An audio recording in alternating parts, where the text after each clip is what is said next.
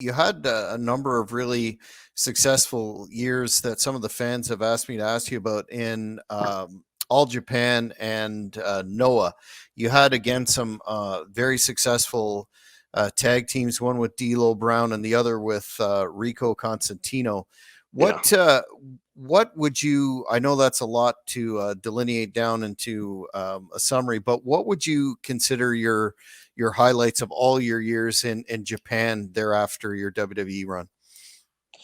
Well, we got a really good run in All Japan. We were part of a group called ROD. It was me and Taka Michinoku was the had was the figurehead of the group. Myself, D'Lo Brown. It was different guest members at one time or another, but the core group was me, D'Lo Brown, uh, Eki Umaga, and Tao Kell, who had been in All Japan for a few years at that time.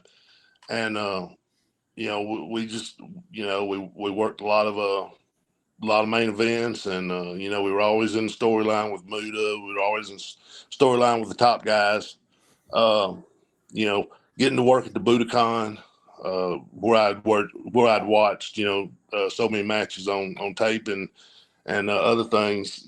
Watched all these great matches with Gordy and Hanson, guys like that.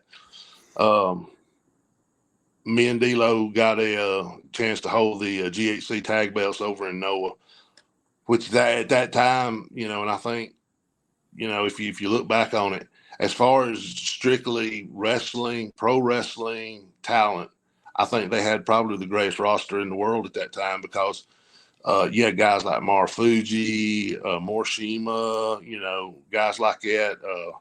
And then you had all the ROH guys who they had a working relationship with ROH at the time.